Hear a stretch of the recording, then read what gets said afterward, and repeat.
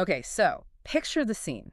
You're on the edge of this old, rusted-out shipping container. The air, it's heavy, right? Smells like ozone, sulfur, all that runoff from the third A sector. real industrial wasteland. Totally. And it is dead silent. Then, without a sound, I mean, no footsteps, nothing. The air just shifts next to you. Mm-hmm. You look over, and there's a 7-foot soldier just standing there. Yeah. But here's the real kicker. His suit is literally smoking. It is such a visceral opening. Charred, mangled smoke just curling off the armor. And if you've been following Range Error, you know immediately that something has gone very, very wrong. We're getting into Chapter 6 today, and this is really where that Cold War between the factions starts to heat up. Heat up is an understatement. I mean, the suit is actively melting, but before we even get to the damage, we have to talk about that arrival. Right. This isn't just stealth, it's something else. So today we're breaking down that whole interaction. Alex the Rebel, 87, our rogue sample, and of course the third wheel nobody asked for, Nash. Ugh, Nash. The silent observer. It's great because we get 3 totally different perspectives on the same event. Exactly. You have the the immediate physical reality with Alex in 87, and then you have this digital, almost voyeuristic view from Nash. It creates a fascinating triangulation. So let's unpack that arrival first. Alex is just sitting there. In 87, he just materializes. She says she's used to his comings and goings, but she speculates it's advanced cloaking tech. And she throws out the term lenticular lenses. Right. Now, we know Inter has the budget for this stuff, but how are they actually pulling that off? Well, that's a fascinating bit of world building, if you stop and think about the sheer engineering involved. It's not simple, is it? No. I mean, we're not talking about a simple projection. For a lenticular system to work on a moving person and render them invisible from all these different angles, you're talking about active camouflage. It has to constantly adjust its refractive index in real time. Because usually lenticular is like those old cards where the picture flips when you tilt it, but on a full suit of armor. It would need massive, massive processing power. The suit has to read the entire background and display it on the foreground curve of the armor. The fact that Ender has miniaturized this, it just shows the tech gap between them and the rebels isn't a gap. It's a chasm. And yet, even with all that tech, the suit is just trashed. Mm-hmm. Alex points it out right away. She's hostile, snapping at him, calls him a nosy bastard. Well, she's scared. That hostility is a defense mechanism. Yeah. She's sitting next to a genetically modified weapon of war that is clearly malfunctioning. She even says he smells like the rest of us now because of the smoke. Exactly. She's trying to drag him down from that godlike status that Inter projects for these guys. But 87 doesn't take the bait. Normally he'd have some sarcastic comeback, right? That dry wit. He's known for it. But here, he's just quiet. He ignores the insults and just drops a bomb of his own. He brings up her father, Router. He was a good man. That is the line. It completely disarms her. It's such a strange pivot. He goes from being this enemy soldier to, what? Consoling her. And then he goes in for the hug. The text even says he extends his arm a little uncomfortably. And that's where you see the cracks in his conditioning. 87 is designed for lethality, not for comfort. Right. That uncomfortable hug suggests he's operating outside his programming. He doesn't have a subroutine for empathy. He's improvising. And Alex sees it. She notes his eyes, those astute blue eyes, have these shudders that just fall when she mentions Hobbes. She calls his group pre-gogs, which is, let's be honest, a slur in this world. It's dehumanizing, for sure. But look at how he corrects her. He doesn't get angry at the slur. He just says, I'm not one of them.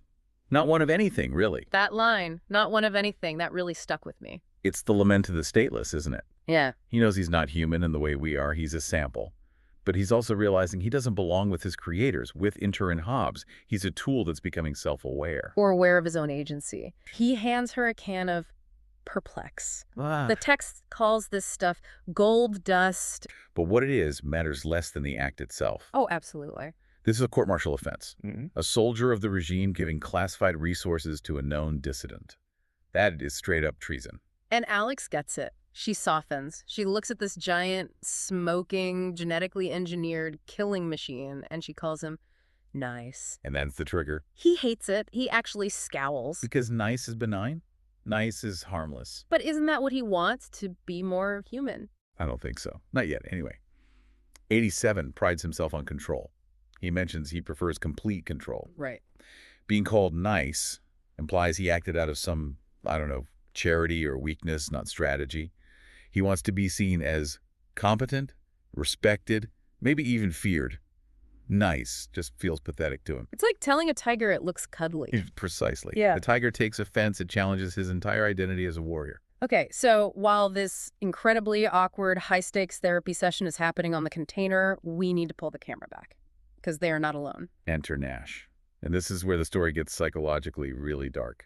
Nash is sitting in his car, miles away, at least a safe distance, but he is right there in the conversation because he's hacked Alex's VR headset. Which is such a profound violation. I mean, we talked about the surveillance state with Inter, but here's Nash, supposedly an ally, spying on her through her own eyes. He's not protecting her, he's possessing her. And what he sees is it's driving him crazy.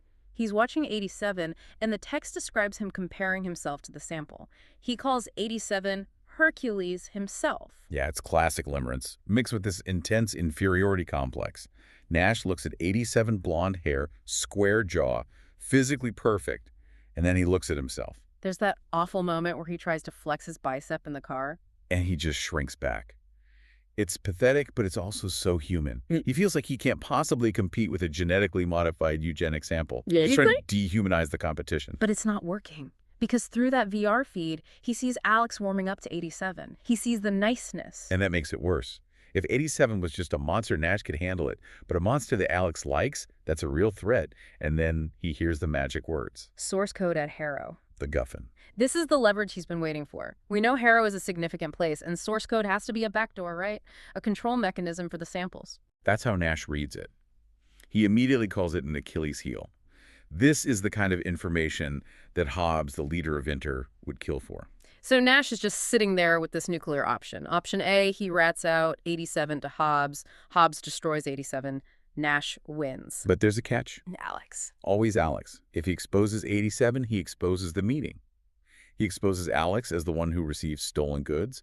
You can't, drone strike the soldier without hitting the girl standing right next to him. So he's trapped. He has the info to destroy his rival, but using it might destroy the woman he's obsessed with. It's a perfect deadlock. And it really highlights the theme of the chapter, I think. Information is dangerous. 87 gives Alex information to build trust. Nash steals information to gain power, but then he finds he can't even use it. What a mess. A beautiful human mess. Okay, so let's leave Nash to stew in his jealousy and follow 87. He leaves the container and goes back to the lion's den. Back to the interbase. And the contrast here is so stark. You go from that quiet, desolate shipping container to the high-tech, frantic energy of the landing pad. His jetpack sizzles out. Another little reminder his gear is failing, and he is immediately confronted by Hobbs. Hobbs, the stout little man. I love that description of him. He's the most powerful man in the sector, but he's physically unimposing. And he is freaking out about the suit. He's not asking, "Are you okay, soldier?" He's asking, "Do you have any idea how much that armor costs?" It's all about the budget. That is his defining characteristic. 87 plays it so cool, though. He just grins, hands his gear to a clerk, and he poses for the clerk. A little touch of vanity, yeah. Or maybe he's just keeping up the golden boy persona to distract from the fact that he just committed treason. But Hobbs isn't easily distracted. He pivots to the water file. Okay, this is where it gets strategically dense. The water file. On the surface, it sounds boring, logistics, but Hobbs is furious about it. This is a perfect example of what you might call disaster capitalism. The file contains an AI simulation. And that simulation proves that if Inter fails to supply water to the third sector, it will lead to fires and civil unrest. Okay, and a normal leader would say, "Great, send the water, prevent the fires." But Hobbs is furious because 87 has been holding on to this file. Hobbs wants the fires. He wants the sector to burn. Why? He needs it to burn. He says right there that his security budget was shot down. If there's peace and quiet, he can't justify buying more tanks, funding more samples. He needs a riot to justify his existence. That is terrifyingly realistic. It's the banality of evil. He's not doing it because he hates the people in the third. He's doing it because he needs a line on a spreadsheet to go up. And 87 knows this. He plays Hobbs like a fiddle. He says something like, "Thanks to you, we've managed to cut costs and save lives." Right. He frames the lack of water as a win. He is manipulating Hobbs' ego. He knows Hobbs only cares about the perception of his own power. So 87 feeds him a narrative that makes him feel like he's in control, and it calms him down. But then Hobbs pulls out the big gun. the Neuralink. The ultimate truth serum. And this isn't just a polygraph where your palm gets sweaty. This thing interfaces directly with the brain. Correct. It analyzes brain waves, synaptic responses, the whole autonomic nervous system. It is designed to be impossible to cheat. And Hobbs hooks 87 up right there on the platform. And 87 is lying through his teeth about where he was, about his motives, about the suit, everything. And the machine says... Honesty. 100%. How? Seriously, we have to stop here. How does a biological person lie to a machine that is reading his biology? Well, there are two main theories, I think. The first is physiological evolution. The samples are genetically modified. It's possible 87 has literally developed the ability to decouple his physiological responses from his cognitive ones. His body doesn't know he's lying. So he's actually evolved past the tech. The tech is outdated compared to the biology, exactly. But the second theory is maybe more disturbing. It's psychological dissociation. You mean he believes the lie? I mean that. To 87, Hobbs is no longer an authority figure worthy of the truth. Think about it. You don't feel a spike of guilt when you lie to a toaster. If 87 now sees Hobbs as just an obstacle, then there's no emotional response when he deceives him. He's calm because the deception is just data. That gives me chills. You don't feel guilt lying to a toaster. It suggests 87 has completely dehumanized his own creator. And Hobbs is too arrogant to see it. He sees the green light on the Neuralink and just assumes everything is fine. He snaps, "You need to work on your people skills, sample," and walks away. He's worried about people skills while standing next to a weapon that has figured out how to become invisible to his own security. Talk about missing the forest for the trees. It shows just how fragile the regime is. They rely on their systems, the Neuralink, the surveillance, the budget. If the systems say green, they believe it. They've stopped looking at the reality right in front of them. So let's bring all these threads together. We have a rebel, Alex, who's realizing her leaders are corrupt. We have a soldier, 87, who is outgrowing his programming and can lie to machines. And we have a jealous spy, Nash, holding the launch codes to a political disaster. It's a powder keg. And what connects all of them is this failure of control. Hobbs thinks he controls 87, but he doesn't. Nash thinks he can control the situation with his secret info, but he can't. And Alex is realizing she doesn't actually understand the war she's fighting. It really challenges the whole idea of sides, doesn't it? It's not rebels versus empire anymore. Not at all. The rebel and the empire's top soldier actually have more in common with each other now than with their own bosses. And that's the real takeaway. The conflict in Range Air isn't sector versus inter. It's the individuals who are waking up versus the systems trying to keep them asleep. So what does that mean for 87's interaction with Alex? If he can pass that Neuralink test while lying to Hobbs, was he being real with her? That is the question, isn't it?